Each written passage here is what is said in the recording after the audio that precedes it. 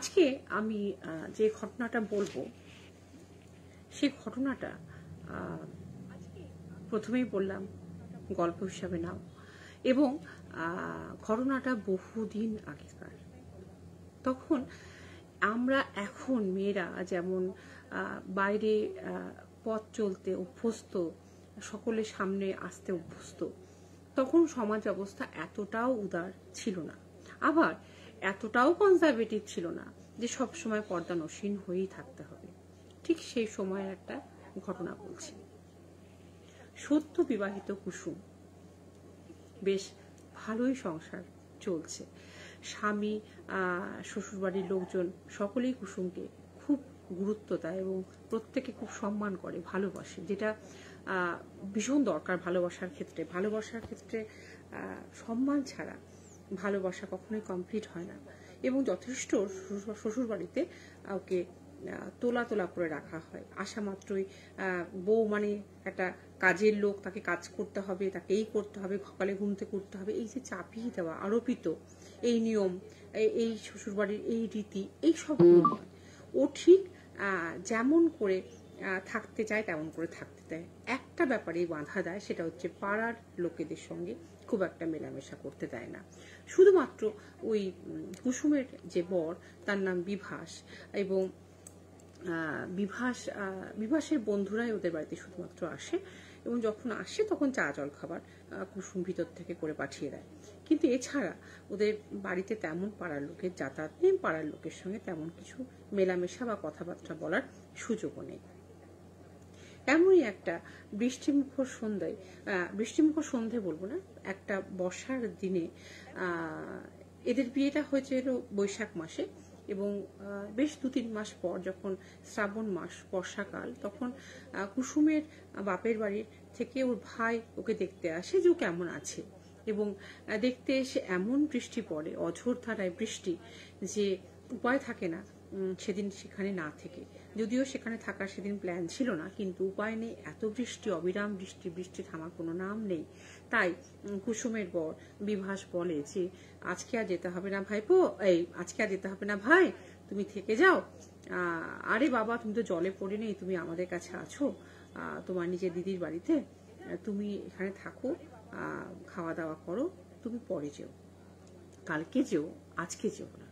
আর ওর ভাইও দেখে যে এত বৃষ্টি, যে এই বৃষ্টিতে ঠিক মতন যাতায়াতের তখন এমন কিছু সুবিধা ছিল না, তো পাওয়া যাবে কিনা সেরকম যানবাহন, ও আর রিস্ক নেয় না।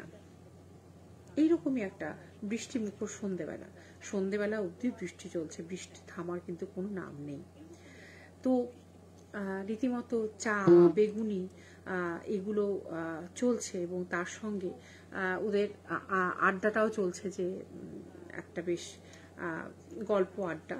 এবং বিয়ের পর যেহেতু শালাবাবুর জামাইবাবু পাশাপাশি বসে আছে, এবং জামাইবাবুর কতগুলো বন্ধুও বসে আছে, আড্ডাটা বেশ জমে উঠেছে। এবং যেহেতু ভাই আছে, তাই মাঝে মাঝে কুসুম এন্ট্রি নিচ্ছে, আবার চলে যাচ্ছে, কারণ অনেকগুলো অচেনা ছেলে আছে, যা অচেনা ছেলে ঠিক নয়, তার বরের বন্ধু। আমি বললাম না, অতটাও কনজারভেটিভ এরা নয়। তো এই সময় একজন প্রস্তাব দেয় যে একটু গান হয়ে যাক, একটু কবিতা হয়ে যাক, যে যেরকম পারো সে সেরকম করো, একটা সন্ধ্যেটাকে আরো বেশি মজাদার লাগবে এবং আরো বেশি মিনিংফুল মনে হবে, বেশ আনন্দটা আরো দ্বিগুণ হবে। তো তখন না একটা গান বাজনা, একটা কবিতা, আবৃত্তি, নাচ, মানে নাচটা অতটা না, কিন্তু গান, কবিতা এগুলো কিন্তু কালচারের মধ্যে ছিল। নাটক, পাড়ায় পাড়ায় নাটক হওয়া, এগুলো কিন্তু একটা বেশ আমাদের মানে কালচারের মধ্যে ছিল। সবাই আমরা অল্প বিস্তর সবাই আমরা পারতাম, এবং সেই সুবাদে একে অপরে শুরু হয় একজন রবীন্দ্রনাথের কবিতা, তো একজন নজরুল গীতি, একজন অতুল প্রসাদের গান, তো আর একজন কোন একটা মানে গল্প, যার যেরকম ক্ষমতা, যে যেরকম পারে, যে জিনিসটায় বেশি পারদর্শী সে সেটা বলে। এই করতে করতে বিভাসের একজন বন্ধু ছিল, তার নাম ছিল বিকাশ। নামটা কাছাকাছি হলেও ওরা কিন্তু ভাই নয়, বন্ধু। বিকাশে যখন টার্ন এলো তখন বিকাশকে বলা হলো যে তুমি তাহলে এবার বলো তুমি কি করবে। তখন বললো আমি তো কিছুই পারি না বন্ধু, তুমি তো জানো আমি গানও পারি না, রাবীন্দ্রিক নৃত্যও আমার আসে না, কবিতাও আসে না, আমি গল্প বলতে পারি, তাও আবার মানে শোনা গল্প বা নিজের অভিজ্ঞতা, গল্প পড়ার অভ্যেস আছে, তবে এমন কিছু যে গল্পের বই নিয়ে আমি সবসময় মুখে বসে থাকি তাও না। ও ঠিক আছে, তুমি যেটা পারবে সেটাই বলো। এরকম বলার পর শুরু হলো বিকাশের গল্প বলা। বিকাশ বলল আজকে আমি যে গল্পটা বলবো সেই গল্পটা বলার সময় তখন কিন্তু ওদের ঘরটা অন্ধকার হয়ে আছে এবং কতগুলো হ্যারিকেন জ্বালা আছে এবং একে অপরে বেশ কাছাকাছি বসে আছে। একটা বেশ চারদিকে বৃষ্টি পড়ছে, মাঝে মাঝে মেঘের গুমরানোর আওয়াজ আসছে এবং একটা অদ্ভুত পরিবেশ তৈরি হয়েছে কিন্তু সব মিলিয়ে। আর একে অপরের ছায়াটাও কিন্তু মাঝে মাঝে মনে হচ্ছে যেন একে অপরের ছায়ার সঙ্গে কথা বলছে। একটা এরকম মিস্টেরিয়াস পরিবেশ তৈরি হয়েছে। এরকমই একটা পরিবেশে বিকাশ বলে যে চোখটা কিছুক্ষণ বন্ধ করে, মানে ও কনসেন্ট্রেট করে, তারপরে বলে আমি আজকে একটা অদ্ভুত ধরনের গল্প বলবো। গল্পটা যতক্ষণ না শেষ হবে ততক্ষণ পর্যন্ত কিন্তু তোমরা কেউ প্রশ্ন করো না এবং কেউ উঠেও যেও না, এবং গল্পের চরিত্রগুলোর নামও আমাকে বারবার জিজ্ঞেস করো না। আমি যা বলবো এক মনে শুনে যাও। এই কথা বলার পর কোথাও গিয়ে মানে আমি না ভিউয়ার্স কাউকে দেখতে পাচ্ছি না বলে খুব অসুবিধা হচ্ছে। আমার ভয়েসটা আদৌ শোনা যাচ্ছে কিনা আমি ঠিক জানি না, খুব অসুবিধা হচ্ছে। আমার ভয়েসটা আদৌ শোনা যাচ্ছে কিনা আমি ঠিক জানি না। না, শোনা যাচ্ছে কারণ শুনতে পাওয়াটা খুব জরুরি। তো যাই হোক, আমি একটু জোরে বলছি। বিকাশ এরকম বলাতে একে অপরের দিকে সবাই মিলে যারা গোল হয়ে বসেছিল এতক্ষণ তারা কিন্তু চাওয়াচাই, মুখ চাওয়াচাই করেছে। কি এতক্ষণ বিকাশ কি সুন্দর হাসি খুশি হয়ে গল্প বলছিল, হঠাৎ করে এরকম সিরিয়াস কথা বলছে কেন? এটা কি হলো? ওর তো এরকম সিরিয়াস কথা বলার কথা ছিল না, গল্প বলবে, কিন্তু কেউ প্রশ্ন করো না, কেউ উঠে যেও না, চরিত্রগুলো নাম জিজ্ঞেস করো না, বাড়তি প্রশ্ন করো না, এটা কি ধরনের কথা? কিন্তু ওরা আর কথা না বাড়িয়ে বললো ঠিক আছে চলো গল্প শুরু করে দাও।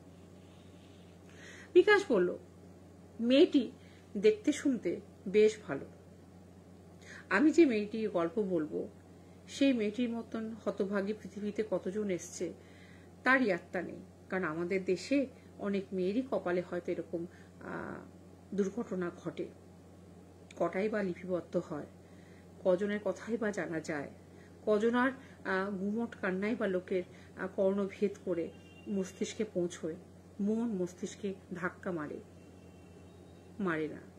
যদি মারত তাহলে এতদিনে হয়তো এই অদ্ভুত প্রথা বা অদ্ভুত যে রীতিনীতি সেগুলো বন্ধ হতো, অদ্ভুত চিন্তাধারা থেকে আমরা মুক্ত হতে পারতাম, অদ্ভুত ধ্যান ধারণার বাইরে গিয়ে আমরা ছেলের বউকে নিজের মেয়ের জায়গাটা দিতে পারতাম। কিন্তু সেটা দিতে পারা যায় না বলেই আমার গল্পের যে নায়িকা তার মতো পরিণতি হয়। ওর গলা এরকম কাব্যিক কথাবার্তা, এরকম মানে গুরুগম্ভীর কথা শুনে সবাই কিন্তু একটু চমকে যায় যে কি বলতে চাইছে আলটিমেটলি। বলে আমি আজকে যে মেয়েটির নাম বলবো, যে গল্পটা বলবো, একটা নাম না দিলে তো মুশকিল। Hello Sriparna, welcome to my life. তো যে মেয়েটার আমি গল্প বলবো, এক্ষুনি জাস্ট গল্পটা শুরু হচ্ছে, তুমি ভালো সময় এসছো, এতক্ষণ ভূমিকাই বলছিলাম। তো হ্যালো। তো যে মেয়েটির গল্প আজকে আমি বলবো, মানে বিকাশ বলছে একটা নাম তো আমাকে দিতেই হবে সুবিধার্থে। তো মেয়েটার নাম কৃষ্ণকলিদি, কারণ মেয়েটির গায়ের রং বেশ চাপা, অথচ চাপা রঙেও তার চোখে মুখে একটা অদ্ভুত লাবণ্য মাখা। কৃষ্ণকলিকে এক দেখাতেই শ্বশুরবাড়ির লোকের পছন্দ হয়ে যায়, আরো পছন্দ হয় কারণ কৃষ্ণকলির বাবা সেই পাত্রপক্ষকে বলে যে তাদের সাধ্য মতন তারা মেয়েকে দেবে। কিন্তু তারা একসময় বনেদি ছিল, তাদের অবস্থা ভালো ছিল, কিন্তু পরবর্তীকালে তাদের অবস্থা পড়ে যায়। সেটা কিন্তু এই শ্বশুরবাড়ির লোক যারা কৃষ্ণকলিকে বউ হিসাবে নিয়ে আসে তারা কিন্তু জানতে পারে না। আচ্ছা শ্রীপর্ণা, আমাকে একটু বলো না যে আমার সাউন্ডটা ঠিক মতো শোনা যাচ্ছে কিনা, আমি যে ভলিউমে কথা বলছি ঠিক মতো গল্পটা শোনা যাচ্ছে তো? তো তাই কৃষ্ণকলির শ্বশুরবাড়ির লোক যে অত লোভী, অত গ্রিডি, তারা কিন্তু বুঝতে পারে না। তারা কিন্তু মনে করে যে মেয়েকে তাদের এক দেখাতেই পছন্দ হয়ে গেছে। রংটা নিয়ে একটু না কুচু উহু উহু ব্যাপার ছিল, কিন্তু আচ্ছা ঠিক আছে, থ্যাংক ইউ। তা কিন্তু তবুও কৃষ্ণকলিকে তারা পছন্দ করে যায় তাদের ছেলের জন্য। এবং মোটামুটি দেনা পাওনা সম্পূর্ণ হলে একটা নির্দিষ্ট দিন পঞ্জিকা দেখে ঠিক হয়, এবং খুব গ্রীষ্মের একটা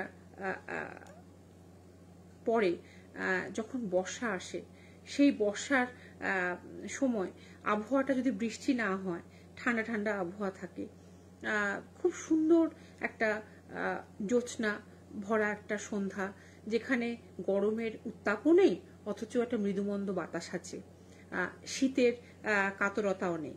এইরকমই একটা সময়, একটা খুব সুন্দর সময় কৃষ্ণকলির সঙ্গে সেই ছেলেটির বিয়ে হয়ে যায়। বিয়ের দিন প্রত্যেকে সে খুব তৃপ্তি করে খায় এবং প্রত্যেকে বলে মেয়েটির কিন্তু খুব পয় ভাগ্য ভালো, কারণ মেয়েটি এই বর্ষাকালে বিয়ে হলো, কিন্তু কি সুন্দর আকাশে চাঁদ উঠেছে দেখো, এবং আবহাওয়াটা আজ কি সুন্দর আছে, না গরম না ঠান্ডা, খুব সুন্দর আবহাওয়া। এরকম সময় এরকম এত সুন্দর আবহাওয়া দেখা যায় না।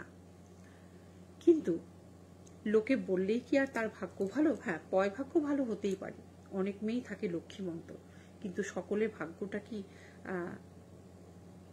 সেই রকম অনুকূলে যায়? প্রতিকূলও তো যায়। সেরকমই একটা গল্প আমাদের এই যে এই মেয়েটি কৃষ্ণকলির। কৃষ্ণকলিকে বিয়ের পর থেকে তার শ্বশুর বাড়িতে নানা রকম ভাবে মানসিকভাবে অত্যাচার করা শুরু হতে লাগলো, কারণ এখনো পর্যন্ত কিছু পণের টাকা বাকি আছে। সেই পণের টাকাটা কিন্তু এখনো পর্যন্ত তার বাবা দিয়ে উঠতে পারেনি, এবং নির্ধারিত সময় পেরিয়ে যাওয়ার পরও যখন সেটা না দেওয়া হয়, তখন থেকে কিন্তু তার উপর ভালো ব্যবহারের আশীর্বাদ বা ছায়া সেটা উঠে যেতে থাকে। আস্তে আস্তে সেটা খারাপ ব্যবহার, নিষ্ঠুরতা এবং অত্যাচারে পরিণত হয়। এই গল্পটা যখন বিকাশ বলছে, তখন বিভাস এবং বিভাসের অন্যান্য বন্ধুরা মুখ মন দিয়ে শুনছে, কিন্তু ভাবছে যে আজকে একটা সুন্দর চায়ের আড্ডা, বৃষ্টি পড়ছে চারদিকে, বেগুনি মুড়ি সব খাওয়া হচ্ছে, এ কি গুরুগম্ভীর গল্প বিকাশ শুরু করলো। কিন্তু ও বলেছে যে গল্পের মাঝখানে থামানো যাবে না, তাই ও বাধ্য হয়ে আর ওরা ইন্টারাক্ট করতে পারে না। এবং ও কিন্তু চোখ বন্ধ করে, একবারও কিন্তু এর মধ্যে চোখ খোলে না। ও কিন্তু চোখ বন্ধ করেই hello Nupur Chatterjee, welcome to my life. তো ও কিন্তু গল্পটা যখন বলছে বন্ধুদেরকে বিকাশ, তখন কিন্তু চোখটা বন্ধ করেই ওই কৃষ্ণকলি গল্প পড়ে যাচ্ছে, যে কৃষ্ণকলি এত লক্ষ্মী স্ত্রীর মধ্যে আছে, রংটাই যা একটু কালো, এবং রংটা কালো বলেই ওর বাবার কাছ থেকে অনেক পাত্রপক্ষ পণের দাবি করে, কিন্তু নির্ধারিত সময়, নির্দিষ্ট সময় কথা রাখা ক্ষমতা ওর বাবার ছিল না। কারণ আমি বললাম না, ওরা আদৌপে বনেদি ফ্যামিলির হলো, সেই বনেদি আনা ওদের বংশটা খুব বড় বংশ ছিল, কিন্তু আভিজাত্য ছিল, কিন্তু সেই টাকাটা ছিল না। এবং কৃষ্ণকলির উপর নানা রকম অত্যাচার হতে শুরু করে, যেমন রান্না একটু নুন কম হলে বা রান্না একটু স্বাদ খারাপ হলে সেই রান্নাটা হয়তো টেনে টান মেরে ফেলে দিয়ে আবার তাকে দিয়ে রান্না করানো, তাকে বাপের বাড়ি টোটালি যাওয়া বন্ধ করে দেওয়া। এবং কৃষ্ণকলি সেগুলো যখন তার বরকে আড়ালে এসে বলে যে, মানে বালিশে মুখ গুজে যখন কাঁদে, যখন তাকে বলা হয় যে কি হয়েছে, যখন বলা হয় যে কি হয়েছে, তুমি কাঁদছো কেন যখন বলা হয় যে আমাকে এতদিন এই মা বাবাকে দেখিনি, আমাকে একটু বাড়ি যেতে দাও। বলে হ্যাঁ, তোমার বাবা টাকাটা হাতে ধরেই দিক, আমি ঠিক তোমাকে বাড়ি যাওয়ার ব্যবস্থা করে দেবো। ওর বড় কিন্তু মিষ্ট মানে ভাষাতে ওকে অত্যাচার করা শুরু করে।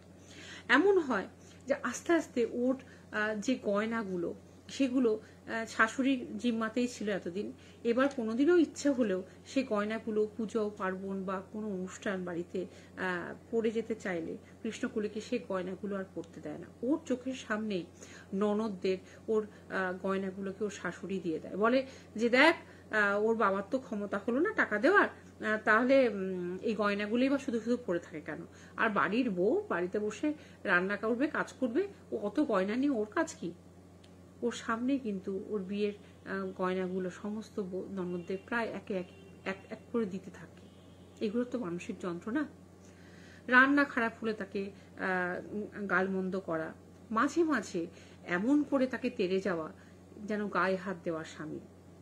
এই করতে করতে একদিন কৃষ্ণকলির বর তাকে তাকে একটা কারণে, বিনা কারণে তাকে গায়ে হাতও দেয়। মানে অত্যাচারটা আস্তে আস্তে ক্রমশ বাড়তে থাকে। তাতেও কিন্তু কৃষ্ণকলি চুপ করে থাকে এবং নানাভাবে পয়সা চাওয়া শুরু হয় যে চলো বেড়াতে যাব, আমার আজকে ব্যবসার জন্য টাকা লাগবে, আজকে আমাকে এই জায়গায় এতগুলো টাকা দিতে হবে, আজকে এই ব্যবসায় লোকসান হয়েছে, আজকে আমার এই টাকাটা লাগবে, চলো তোমাকে নিয়ে বেড়াতে যাব, এখানে তোমার বাবাকে বড় টাকা দিতে। মানে নানা অছিলায় টাকা চাওয়া। কিন্তু কৃষ্ণকলি বারবারই বাড়িতে চিঠি লেখে, কিন্তু চিঠির কোনো উত্তর আসতে থাকে না। কারণ সত্যি সত্যি সেই সময় কৃষ্ণকলির বাবার পক্ষে, কৃষ্ণকলির আরো 3 বোন ছিল, কাজে কৃষ্ণকলির বাবার পক্ষে সেই মুহূর্তে টাকাটা দেওয়া খুব কঠিন হয়ে দাঁড়িয়েছিল। তাই কৃষ্ণকলির বাবাও লজ্জায় বেয়ার বাড়িতে আর আসতো না।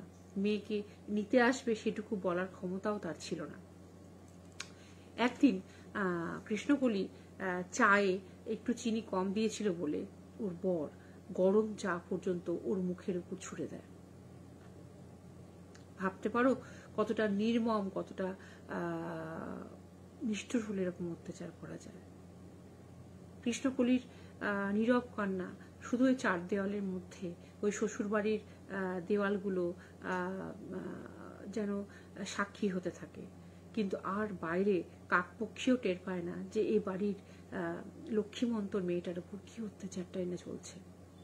কথায় কথায় তাকে খোঁটা দেওয়া, কথায় কথায় তাকে বংশের তার মা বাবার খোঁটা দেওয়া, সব সহ্য করতে পারত কৃষ্ণকলি। কিন্তু কৃষ্ণকলি বাবার সম্বন্ধে কোনো বদনাম সহ্য করতে পারত না এবং তখন প্রতিবাদ করলেই তাকে মার খেতে হতো।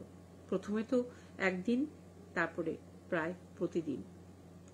এমনকি কৃষ্ণকলি যখন এই অত্যাচারিত হতে হতে কৃষ্ণকলি কি এমন হয় যে খাওয়া দাওয়া পর্যন্ত ওরা একবেলা দেয়, আর একবেলা এমন ভাবেই মানে বুঝিয়ে দেয় রান্না, চাল মেপে বা আই করে, যে কৃষ্ণকলির ভাগ্যে খাবারটা পর্যন্ত জোটে না এবং কৃষ্ণকলিকে একবেলা করে না খাইয়ে রাখে। এই করতে করতে এমন হয় যে কৃষ্ণকলির প্রায় 2 বেলায় খাওয়া জোটে না। শরীরের প্রতি চরম অত্যাচার এবং কেন জানি না কৃষ্ণকলির শরীরটা চরম ভাঙতে থাকে। ভিতর থেকে কেমন যেন ঘুষঘুষে জ্বর, দুর্বল, কাশি, মাথা ঘোরা, চোখে অন্ধকার দেখা সবই হতে থাকে, সবই বলতে থাকে। ও কিন্তু বলে না তা নয়, তবে কাকেই বা বলবে, কেই বা শুনবে। কিন্তু ওর এই ব্যথা, ওর এই কষ্টর কথা কেউই শোনে না। এবং এইরকম হতে হতে কৃষ্ণকলি একদম বিছানা নেয়। যখন বিছানা নেয় তখনও সেই অবস্থায় তাকে চুলের মুঠি ধরে টেনে তাকে উঠিয়ে কাজ করানো হতো। যখন সে একদমই পারত না, অপারগ, তখনই সে একদম বিছানার সঙ্গে মিশে যেতে থাকলো এবং একদিন তার মৃত্যু ঘটলো। সব থেকে যেটা বিকাশ অদ্ভুত একটা কথা বলল, যে কৃষ্ণকলি মরে যাওয়ার পর জানতে পারলো যে কৃষ্ণকলিকে যে রোজ খোঁটা দেওয়া হতো সে মা হতে পারে না, তার মা হওয়ার যোগ্যতা নেই, তার মা হওয়ার ক্ষমতা নেই। কিন্তু তাকে রীতিমতো তার শাশুড়ির শিকড় বেটে খাইয়ে তার মা হওয়ার যে সম্ভাবনা সেটাকে নষ্ট করে দিত। কারণ তার শাশুড়ি ধরেই নিয়েছিল, তার শাশুড়ি কেন, ননদ সবাই প্ল্যান করে এবং তার বড়, যে এই বউকে আর বাড়িতে রাখা যাবে না, কারণ ওদের বিয়ে করার পর যখন ওরা সেই রকম ধরনের টাকা পয়সা পেল না, মোহভঙ্গ হলো, তখন কালো মেয়েটিকে ওদের আর সহ্য হচ্ছিল না। কেন জানি না ওদের এত চক্ষুশূল হয়ে উঠেছিল কৃষ্ণকলি এত কিছু করার পরেও, এবং রীতিমতো তাকে স্লো পয়জন করা হয় এমন কিছু খাবারের সঙ্গে মিশাতে থাকায় যেগুলো তার শরীরের বিভিন্ন অর্গানগুলোকে ড্যামেজ করতে থাকে, যেটা কৃষ্ণকলি বেঁচে থাকতে কোনোদিনও জানতেও পারিনি, আন্দাজও করতে পারিনি। অনেকটা রবীন্দ্রনাথের নিরুপমাকে মনে করিয়ে দেয় আমাদের। কিন্তু আসলে নিরুপমা তো ঘরে ঘরে, নিরুপমার মতো মেয়েরা 498 কেস করে না, তারা অত্যাচারিতই হয়। এখন অনেক কমেছে, কিন্তু কিছুদিন আগে পর্যন্ত হয়তো এখনো হয়, কমেনি, তবে এখন পেপার খুললে একটু কম পাওয়া যায়। তবে মাঝে এই টিভিতে বিভিন্ন রকম প্রোগ্রামে, সিরিয়ালে দেখে দেখে দেখে দেখে সত্যি আতঙ্কিত হতাম এবং ভগবানকে কৃতজ্ঞতা জানাতাম। আমার খুব মেয়ের শখ ছিল যে ভাগ্যিস মেয়ের মা হয়নি, ছেলের মা হয়েছে, দুটো ছেলের মা। কারণ ভাবা যায় না নিজের সন্তানকে একটা অন্য বাড়িতে বিয়ে দেওয়ার পর তারপর এরকম অমানবিক অত্যাচার, ভাবা যায় না। তো যাই হোক, এইভাবে কৃষ্ণকলি একদিন মারা যায়। কৃষ্ণকলি মারা যাওয়ার অপেক্ষা যেন এই শ্বশুরবাড়ির লোক, ইনক্লুডিং হার হাজব্যান্ড, করছিল। কিন্তু গল্পটা যখন বিকাশ বলছে, ওই বৃষ্টির মুখর সন্ধ্যেতে চারিদিকে হ্যারিকেন জ্বলছে, মাঝে মাঝে বাজের আওয়াজ আসছে, মাঝে মাঝে মেঘের গুমরানো আওয়াজ আসছে, যেন এটা মেঘের গুমরানো নয়, যেন কৃষ্ণকলি যে গুমড়ে ছিল তার শ্বশুর বাড়িতে, কষ্ট কথা, যন্ত্রণার কথা, মনের অভিমানের কথা কাউকে বলতে পারেনি, সেই গুমরানোটা। আর এই অঝোর ধারায় বৃষ্টিটা যেন শুধু বৃষ্টি ছিল না, এটা যেন কৃষ্ণকলির চোখের অঝোর ধারায় জল ছিল। কিন্তু বিকাশ গল্পটা তো বলছে, কিন্তু বিভাস যে কিনা কুসুমের স্বামী, এবং বিভাসেরই তো এই বিকাশ হচ্ছে বন্ধু, ওদের একটা গল্পে আড্ডা বসেছে সন্ধ্যেবেলায়। বিভাসের মুখটা কিন্তু ক্রমশ কঠিন থেকে কঠিনতর হচ্ছে, এবং হঠাৎ করে যখন গল্পটার শেষের দিকে, তখন ও পুরো একদম কথা না রেখে বিকাশের কলার চেপে ধরে বিকাশকে দুমদাম করে ঘুষি মারতে থাকে, বলতে থাকে যে ইচ্ছাকৃতভাবে আমাকে অপমান করার জন্য তুই দেখতে গেছিস কি হয়েছিল সেদিন, তুই দেখতে গেছিস সেদিন কি হয়েছিল, তুই জানিস, তুই না জেনে আন্দাজে কথা বলছিস, তুই জানিস কি হয়েছিল, কি তুই আন্দাজে কথা বলছিস, তুই দেখতে গেছিস সেদিন কি হয়েছিল, তুই আমাদের নামে দোষ দিচ্ছিস। ঘরে বাকি যারা আছে, এমনকি বিভাসের যে বউ কুসুমও কিন্তু পাশের ঘর থেকে ঘোমটা টেনে একবার দেখতে আসে যে কি হলো এত অশান্তি, এবং কুসুমের যে ভাই, সে হতচকিত হয়ে যায় যে ও বিকাশ গল্প বলছে বিভাস কেন নিজের মাথায় এই দোষগুলোকে নিচ্ছে। কিন্তু বিকাশ তখনও বলে যাচ্ছে যে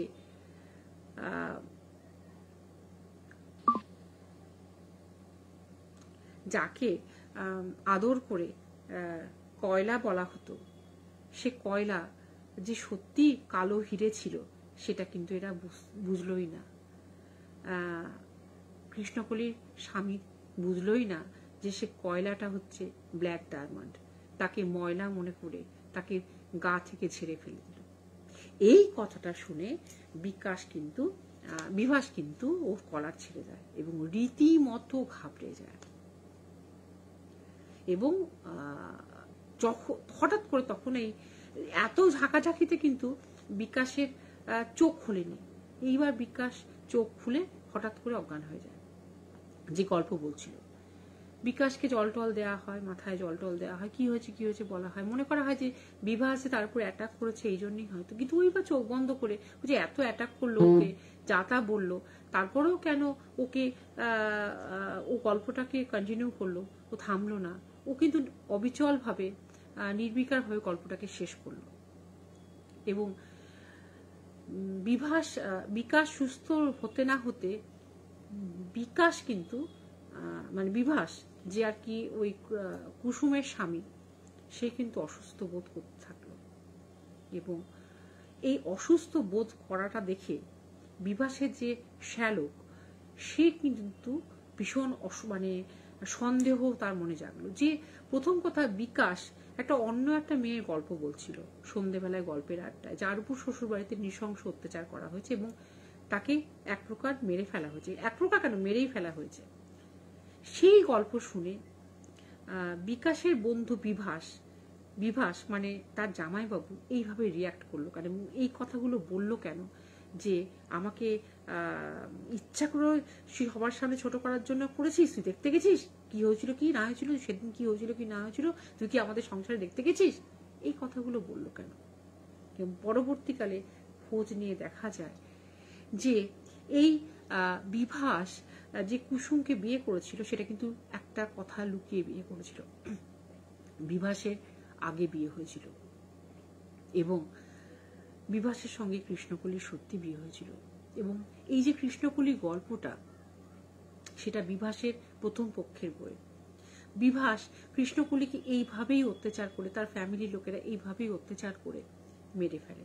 এবং মেরে ফেলার পর গ্রামের লোকেরা, তখন এত পোস্টমর্টম কিছুই হতো না, বুঝতে পারে না, মনে করে বহুদিন ধরে ভুগছিল বউ, মরে গেল, আসলে স্লো পয়জন করা হচ্ছিল।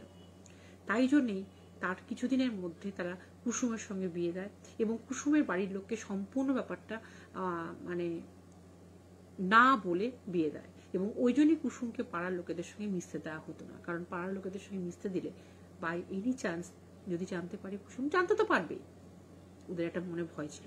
আর এই কারণেই কুসুমকে তারা তোলা করে রাখতো, কারণ কুসুমের অবস্থা খুব ভালো ছিল এবং এইবার পণটা ওরা ভালোভাবেই হাতে হাতে আদায় করে নেবে, এই একটা আশাও ছিল যে কৃষ্ণকলির মতন এবার ওদের টাকাটা আর মিস হয়ে যাবে না। আর পুলিশের ভয়, খুনের কেস, এগুলো তো মাথাতেই ছিল না, কোনো প্রমাণ সেরকম ছিল না, তাই শুধু খোঁজ খবরটাই সার হলো, সেরকম সাক্ষী বা প্রমাণ কিছুই পাওয়া গেল না। কৃষ্ণকলিকে এইভাবে দগ্ধে যে মারা হয়েছিল সেটা কিন্তু কুসুমের ভাই সবকিছু জানতে পারে এবং জানতে পারার পর পাড়ার অনেকেই জানতে পারে, তাদের ফ্যামিলিকে তারা সকলেই খুব নিচু নজরে দেখতে শুরু করে এবং কুসুমকে তারা সেখান থেকে নিয়ে যায়। কারণ এইরকম একটা নৃশংস ফ্যামিলিতে তার বোনেরও যদি ওই কৃষ্ণকলির মতন পরিণতি হয়, এই ভয়ে সংসার থেকে তাকে নিয়ে যাওয়া হয়। এবং আমি যে বললাম না যে বিভাস চমকে উঠেছিল, কারণ বিভাস ওই কৃষ্ণকলিকে কালো বলে বন্ধ ঘরের দরজার মধ্যে আদর করে, মানে ওই আবেগে কয়লা করে ডাকত। এই কয়লা নামটা কিন্তু কাউরি জানার কথা ছিল না, যেটা সেদিন গল্পেও করতে করতে বিকাশের লাস্ট লাইনে চলে এসেছিল, যে কয়লাটা যে ব্ল্যাক ডায়মন্ড সেটা ওরা বোঝেনি, কয়লাটাকে ময়লা ভেবেই গা থেকে ঝেড়ে ফেলে দিল। এই কয়লা নামটা কিন্তু ওর কাউরির জানার কথা না। তাই বিভাসের বুঝতে সেদিন অসুবিধা হয়নি যে সেদিন বিকাশ যে চোখ বন্ধ করে গল্প বলছিল, চারিদিকে হ্যারিকেন জ্বলছিল, সেই বৃষ্টিমুখর সন্ধ্যেতে আসলে কৃষ্ণকলির আত্মাই বিকাশের উপর এসে বিকাশের মুখ দিয়ে তার করুণ কাহিনী সকলকে শুনিয়ে দিয়ে গেল এবং হয়তো আর একটা মেয়ের প্রাণ বাঁচিয়ে দিয়ে গেল। তার জীবনে যা হওয়ার তো হয়ে গেছে, তার জীবনে সমস্ত শখ আহ্লাদ তাকে বাদ দিয়ে তাকে মরণের ঘরে যেতে হয়েছে, কিন্তু কুসুমের জীবনে যেন এই দিন কখনো আর না আসে, সেই কারণে এইরকম একটা নৃশংস লোকের হাত থেকে মুক্ত করার জন্যই হয়তো, বা কোথাও একটা প্রতিশোধ নেওয়ার ইচ্ছেতেই হয়তো বিভাসের এই নৃশংস কাহিনী বিভাসের বন্ধু বিকাশের মুখ দিয়ে তারই উপর ভর করে বা একটা তাকে মাধ্যম করে সেই গল্পের আসরে সেদিন কৃষ্ণকলি শুনিয়ে দিয়ে গেছিল। এটাই ছিল আমার প্রথম গল্প। এটাকে গল্প হিসাবেই নিও, কারণ আমি আবারও বলছি, আমাদের হানা টেলস কোনো রকমের কুসংস্কারকে প্রমোট করে না এবং এটাকে একটা এন্টারটেনমেন্ট পারপাস হিসাবে নিও।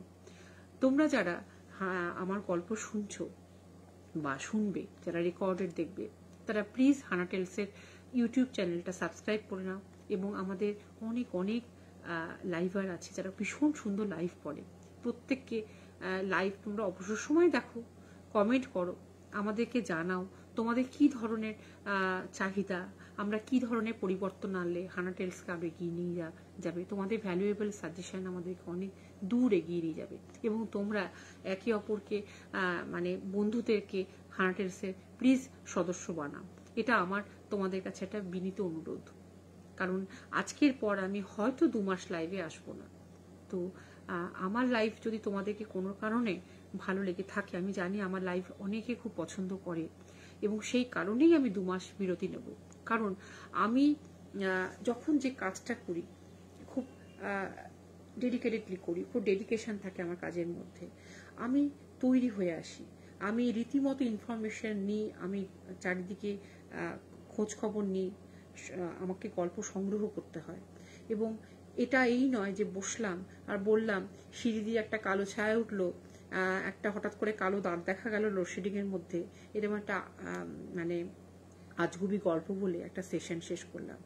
একটা সেশন করা মানে যথেষ্ট দায়িত্ব আছে। আমি যখন একটা লাইভ করব, যখন তোমাদেরকে শ্রোতা হিসাবে পাবো, যখন আমি একটা গ্রুপের মধ্যে দিয়ে আসব, তখন আমার বেস্টটুকু দেওয়া, অন টাইমে আসা, আমার সবটুকু সেরা দিয়ে তোমাদেরকে এন্টারটেন করার দায়িত্বটা আমার। তাই মাঝে মাঝে এই বিরতিটা আমাকে নিতেই হয়। কারণ এই বিরতিটা না নিলে প্রথম কথা একটা মনোটোনাস লাগে, নিজেরও লাগে। দ্বিতীয় কথা হচ্ছে নিজেকে আরো বেশি ইমপ্রুভ করা যায়। এবং প্রত্যেকটা লাইভের পরে আমি কিন্তু নিজের লাইভ দেখি। এই কারণে দেখি যে আমার আজকের লাইভের কোন কোন জায়গাগুলো রেকটিফিকেশন প্রয়োজন। কারণ নিজেকে তুমি যত বেশি রেকটিফাই করবে, তত বেশি তুমি আরো এগিয়ে যাবে। প্রত্যেকটা কাজ যখন তুমি করবে, সেই কাজটাকেই তুমি 100% দিয়ে কাজটা করার চেষ্টা করবে। সেই কারণে হয়তো আমি কিছুদিন লাইভে আসবো না, লাইভে 2 মাস হয়তো আসবো না। তার আগে তোমাদেরকে এটা অনুরোধ করে দিলাম, তোমরা ইউটিউবটা সাবস্ক্রাইব করো এবং প্রচুর প্রচুর মেম্বার যারা আমি এসে দেখতে পাই তোমরা জয়েন করিয়েছো। কারণ আমার বন্ধুরা যদি লাইভে আমাদের হানা টেলসের এসে লাইভ করে এবং তারা যদি সদস্যদের জয়েন করায়, তাহলে আমার গর্বে বুকটা ভরে যাবে, বিশ্বাস করো। এটা ছিল আমার প্রথম গল্প। অনেকক্ষণ বকবক করলাম, আর একটা গল্প বলি। সেটা হলো একবার কফিতে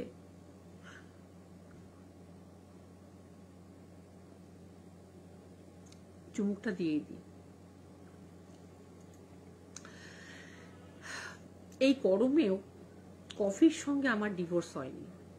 তার মানে বুঝতে পারছো যে কফির সঙ্গে আমার সম্পর্কটা কিরকম অবিচ্ছেদ্য। এই গরমে ম্যাক্সিমাম লোক কফি খাওয়া বন্ধ করে দিয়েছে, কিন্তু কতটা কফি প্রেমিক আমি এবং আমাদের অবিচ্ছেদ্য সম্পর্ক যে আমি কিন্তু এখনো কফি চালিয়ে যাচ্ছি। যাই হোক, একটা ফিস্টে আমরা গেছিলাম। সেই ফিস্টে গেছিলাম, একটা খোলা মাঠে ফিস্ট হয়েছিল এবং সেখানে অনেকে ছিল। আমি চিরদিনই এই প্যারানর্মাল ব্যাপার, ভূত বা অদ্ভুত ঘটনা আমাকে ভীষণ প্রভাবিত করে। সেখানে শুনেছিলাম একটা হন্টেড হাউস আছে এবং আমি বলেছিলাম যে আমরা আজকে যে কজন গ্রুপে আছি লাইভ এই পিকনিকে, এসো না আমরা সেই একটা ওই রাতে আমরা একদিন ওইখানে গিয়ে থাকি। আমরা বাড়িটায় কতটা হন্টেড সত্যি কিনা সেটা দেখবো, জেগে থাকবো, ঘুমোবো না, গল্প করবো, অন্তাক্ষরী খেলবো, গল্প বলবো, কিন্তু ঘুমাবো না। কিন্তু হয় না যে আমি রাজি হওয়াতে আমি তো আমার বর ছাড়া থাকবো না। কারণ যতই নিজেকে সাহসী বলি না কেন, ও আমার বিশাল মেন্টাল একটা সাপোর্ট। তো ও না থাকলে আমি সেখানে থাকবো না। ও বললো ঠিক আছে তুমি যদি বলো তাহলে। কারণ ও যে খুব একটা সাহসী ভূতের ব্যাপারে তা নয়, তবে আমার সঙ্গে থাকতে হয়ে গেছে। কিন্তু আর সবাই না কেমন যেন একটা পিছিয়ে গেল। কিন্তু সেখানে একটা ছেলে ছিল যে কিনা কথাটা খুব মন দিয়ে শুনছিল। আমি কফিটা একটু খেয়ে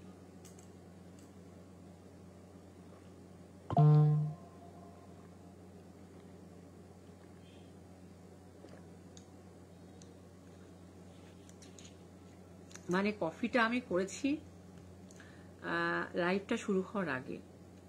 এসিতে মোটামুটি কফিটা ঠান্ডা হয়ে যাচ্ছে, এরপরে আর খাওয়া যেত না। আর এই লাইভটা করার পরে আজকে আমার একটা পুজোর জায়গায় যেতে হবে, তাই খেয়ে নিলাম, একটু ব্রেক নিয়ে গলাটা ভিজিয়ে নিলাম।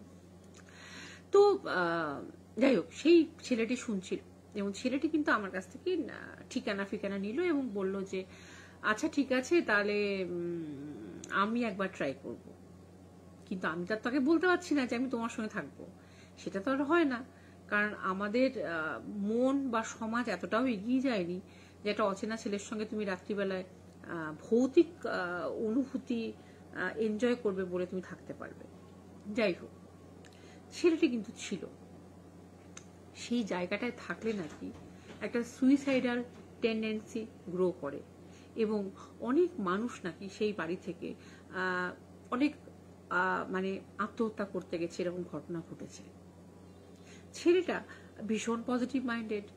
ছেলেটি আমাকে বলল যে আমি থেকে তোমাকে জানাবো যে আদৌ কি অনুভূতি হয়, কারণ আমার অন্তত আশা করি সুইসাইডাল টেন্ডেন্সি হবে না, আর যাই হোক না কেন বলে একটা বিচ্ছিরি না, খুব একটা দুষ্টুমির হাসি হাসলো। ছেলেটি থাকলো বাড়িতে এবং তারপরে কিন্তু আমাকে কিচ্ছুও জানালো না, কিন্তু আমিও তর্কে তর্কে থাকি যে ছেলেটি শুনেছি বাড়িতে ছিল এবং থাকার পর কি হলো আদপে আমি জানতে পারলাম না।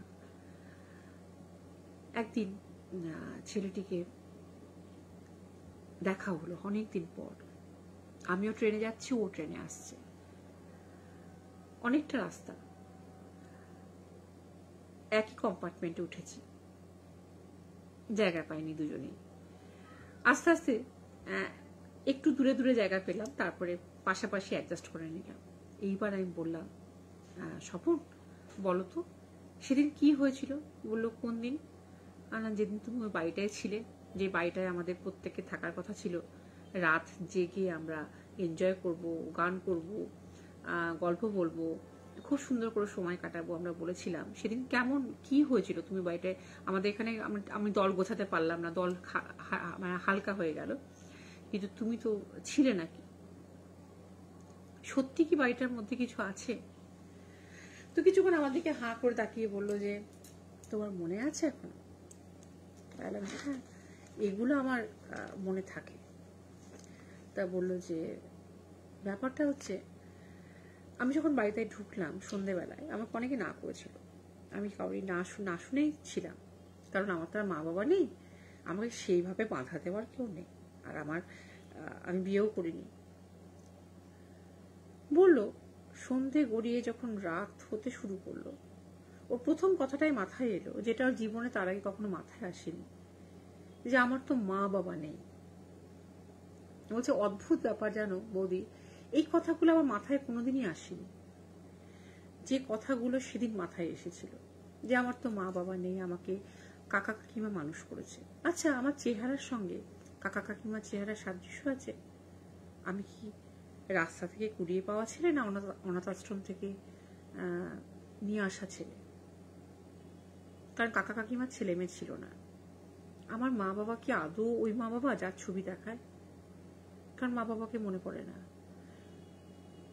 তাহলে কি আমার মা বাবা অন্য? আমি কি অনাথ আশ্রম থেকে নিয়ে এসছি আমার কাকা কাকিমা? ওরা কি দাদা বৌদির ছবি দেখিয়ে আমাকে মিথ্যা কথা বলে? তাই বা বলবে কেন? তাহলে তো নিজের ছেলে মেয়ে বলতো। মানে বলছে আমার মনে যুক্তিতর্ক আসছে, কোয়েশ্চেন আসছে, আবার আমার বিবেকে কিন্তু আমাকে উত্তর দিয়ে দিচ্ছে।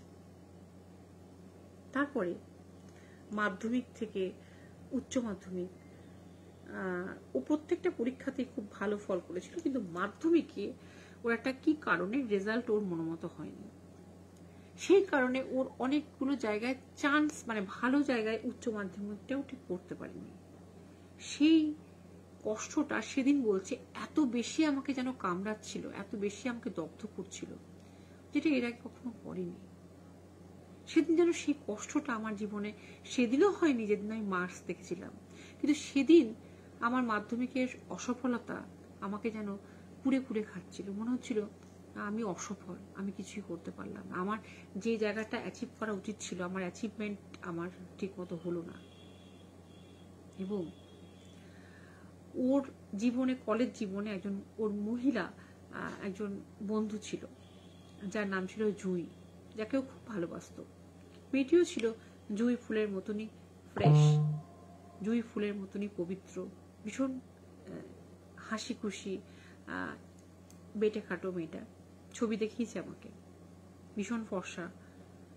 কিন্তু জুইয়ের সঙ্গে একটা অজানা কারণে, কেন জানি না, হয়তো অনেক সম্পর্ক আমাদের জীবনে আসে আমাদেরকে কিছু শেখানোর জন্য বা আমাদেরকে কোনো কষ্ট দেওয়ার জন্য। সম্পর্কগুলো সবসময় যে খুব কারণ অনুযায়ী চলে যায় তা নয়। কিন্তু যারা জীবনকে নিয়ে ভালোভাবে বিশ্লেষণ করেছে, জীবনকে যারা ভালোভাবে দেখেছে, অনুভব করেছে, তারা বুঝবে এই কথাটার মানে। আজ এই কথাটার মানে হয়তো অনেকেই বুঝবে না, বুঝবে না জেনেও আমি বললাম।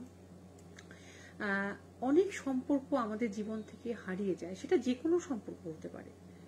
হয়তো কাউকে আমি ভাই বলি, কাউকে আমি বোনের মতো ভালোবাসি, বা কেউ আমার প্রেমিক।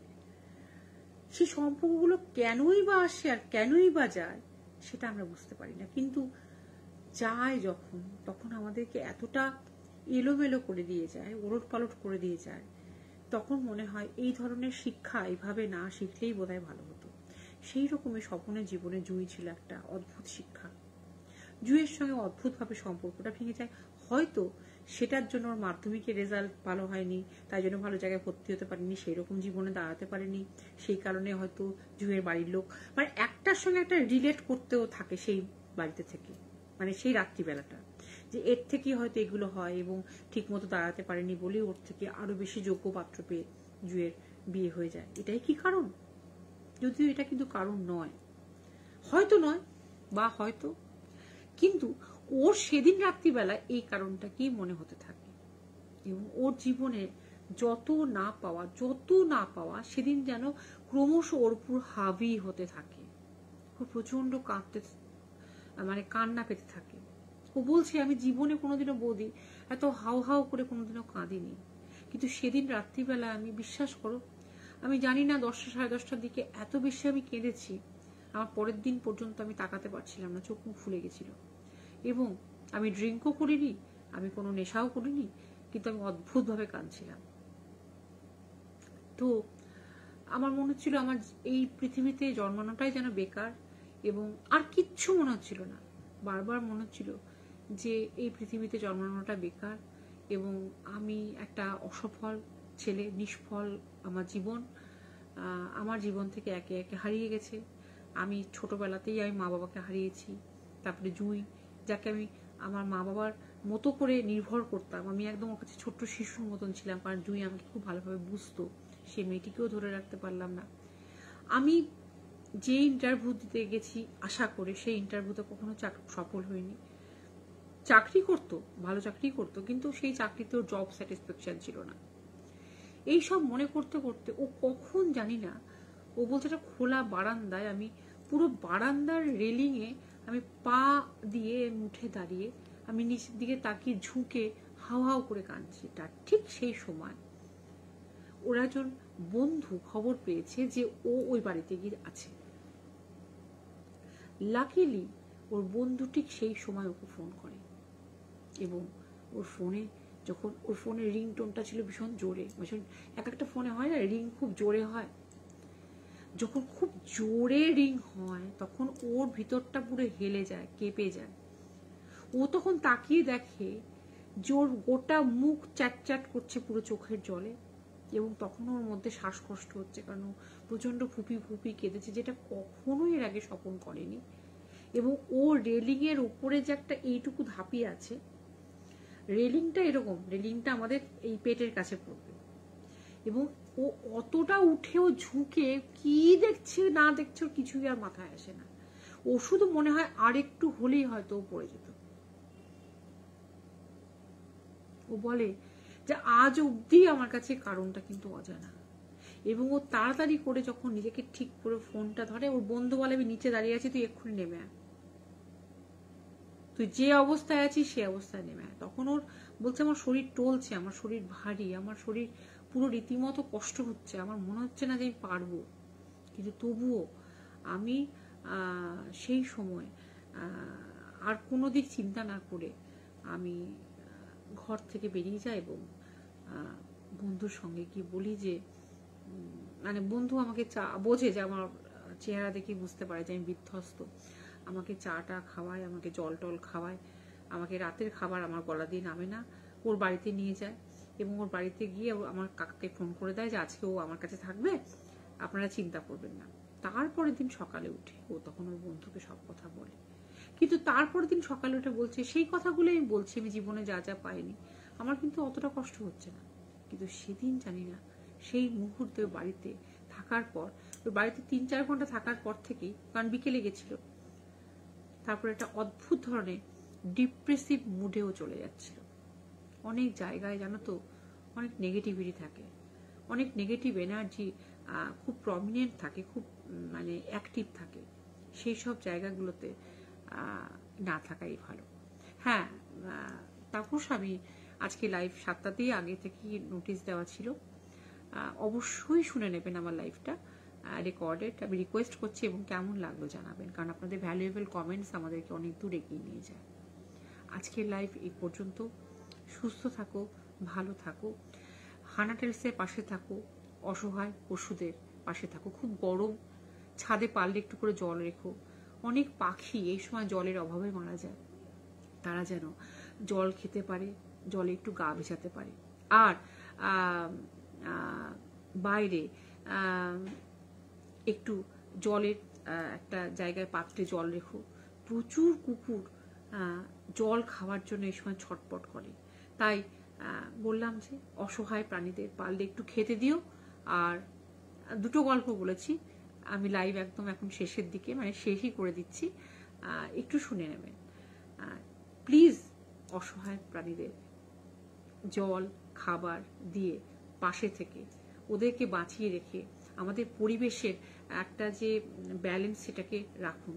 আর এসির দোকানে তো আমরা সবাই ছুটি, গাছ কজন লাগাই। আমরা সকলেই দুরান্ত সমাধান চাই, কিন্তু সত্যি কি সমাধানের দিকে আমরা এগোচ্ছি? আসল সমাধান হচ্ছে গাছ লাগানো।